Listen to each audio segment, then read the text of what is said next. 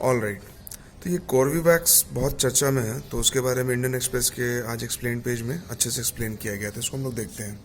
Corbevax वही corona का vaccine है। बायोलॉजिकल ई कंपनी जो हैदराबाद में है उसने इसको डेवलप किया है।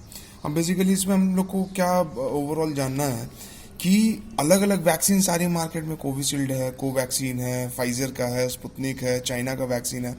तो ये इसमें अलग क्या है, क्या सिमिलरिटी है, क्या डिफरेंसेस है, क्या इम्पोर्टेंस है इसका, है ना, और क्या कंसर्न्स है। तो बेसिकली क्या है कि सिमिलरिटी यही है कि सब कोविड वैक्सीन है ना। और वैक्सीन क्या करता है, वैक्सीन हमारे बॉडी में इम्यून सिस्टम रिस्पॉन्स जनरेट करता है, हमारे बॉडी को इम्यून बनाता है ताकि जो एक्सटर्नल एजेंट पैथोजेंस जो हमारे शरीर में एंटर करते हैं, जो हमें बीमार कर सकते हैं, उनसे वो लड़ सके। ठीक है।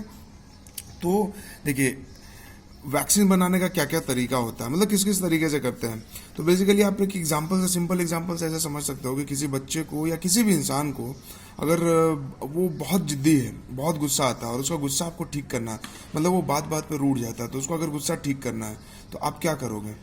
तो उसको ना थोड़ा थोड़ा रोज हल्का हल्का डोज दिया जाता है कि थोड़ा सा हल्का सा उसको उसके जिद को ट्रिगर किए। ठीक है। कि अगर उसने 4 चॉकलेट का डिमांड किया तो उसे 3 चॉकलेट दिया, 1 नहीं दिया। ऐसा धीरे धीरे करते करते करते करते करते करते वो फाइनली ये हो जाएगा कि मतलब 1 महीने में, 1.5 महीने में, 2 महीने में चॉकलेट खाना वो छोड़ सकता है। ठीक है। तो ये कैसे पॉसिबल है, एक स्लाइड जो है अंदर से इम्यून रिस्पॉन्स ट्रिगर किया जाता है, एक बहुत उसके अंदर जो उसका अपना बॉडी का इनबिल्ट इम्यून सिस्टम है जो कि पहले से जगा हुआ नहीं है, उसको जगाया जाता है। तो वैक्सीन में भी वैसा ही है कि जो वायरस जिससे हमें खतरा है, उस वायरस के कुछ पार्ट्स को लेके हमारे शरीर में डाला जाता है अलग अलग तरीके से। ठीक है। तो उसी में एक टेक्निक है कि इनएक्टिवेटेड वैक्सीन में क्या होता है कि जो पूरा का पूरा वायरस है, जैसे सार्स कोविड 2 है, तो पूरे के पूरे वायरस को हमारे बॉडी में इंजेक्ट किया जाता है, या तो उसको किल करके या उसको पैरालाइज करके।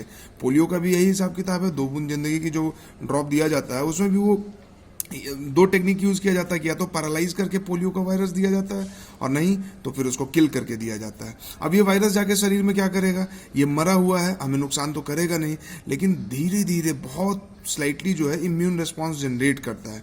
ठीक है। ताकि बाद में बाहर से जब कोई अटैक हो तो उसको ये झेल सके और उसको रोक सके। ठीक है।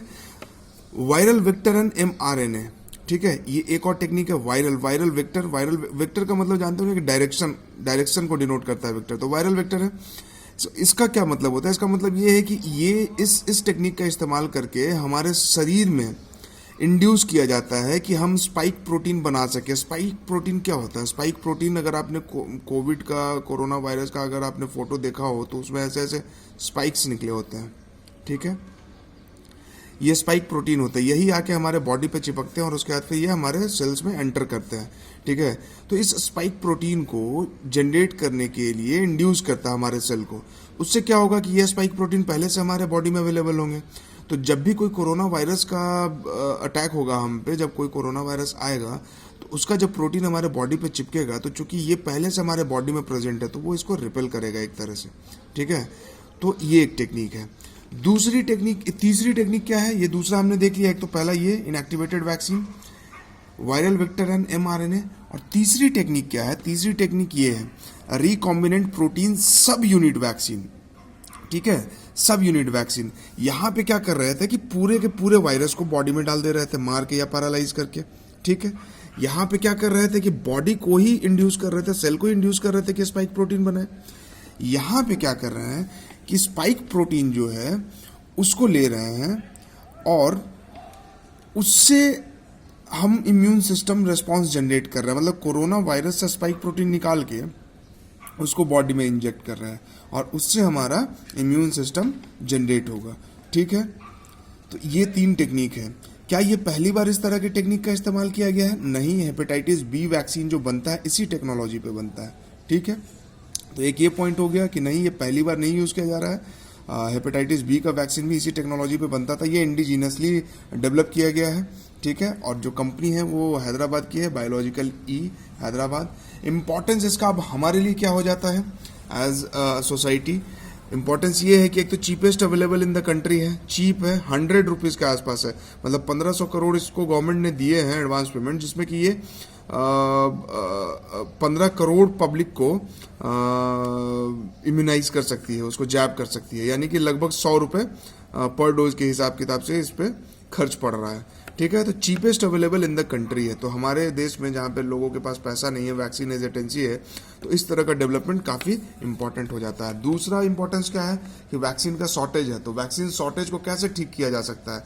वैक्सीन शॉर्टेज को अलग अलग नया नया डेवलप करके ठीक किया जा सकता है, इम्पोर्ट करके भी ठीक किया जा सकता है। तो उसी डायरेक्शन में एक और स्टेप है। ठीक है, तो ये था कॉर्बेवैक्स का एक ब्रॉडर पर्सपेक्टिव, एक ब्रॉडर स्टोरी इसका पूरा। ठीक है, चलिए इसके बाद एक और इम्पॉर्टेंट न्यूज़ है डेल्टा वेरिएंट। ये भी प्रीलिम्स के लिए इम्पॉर्टेंट है कि डेल्टा वेरिएंट आपको दे देगा, डेल्टा वेरिएंट, अल्फा वेरिएंट, ठीक है, वेरिएंट ऑफ कंसर्न। तो इसको कैसे हम लोग जानेंगे कि क्या है ये?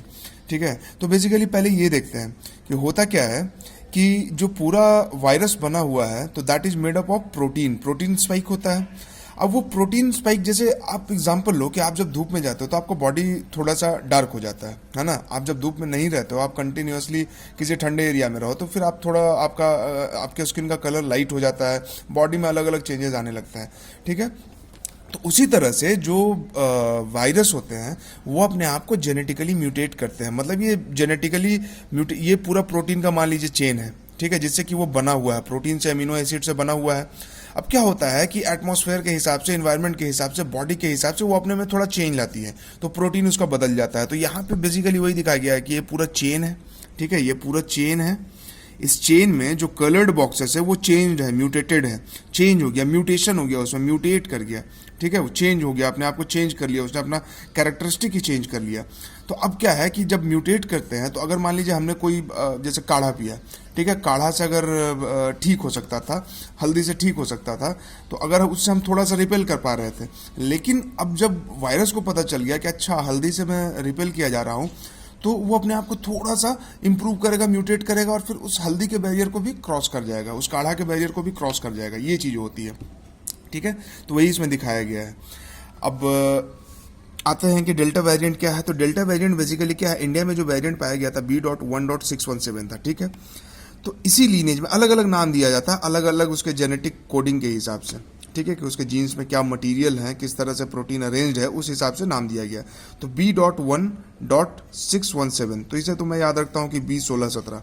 ठीक है, इसी के लीनेज में एक सब लीनेज आया है, आगे में 2 ऐड हो गया, B.1.617.2। ठीक है, इसका सब लीनिएज है, मतलब कि थोड़ा सा म्यूटेट होकर एक सब लीनिएज तैयार हुआ। ठीक है, तो इसको बोला गया डेल्टा वेरिएंट। ठीक है, डेल्टा वेरिएंट इंडिया में पहली बार डिटेक्ट हुआ था, अभी ये यूके में डोमिनेटेड है। यूके में पहले फर्स्ट वेव में अल्फा वेरिएंट था जो काफ़ी डोमिनेटिंग था और काफ़ी डिवेस्टेटिंग भी था।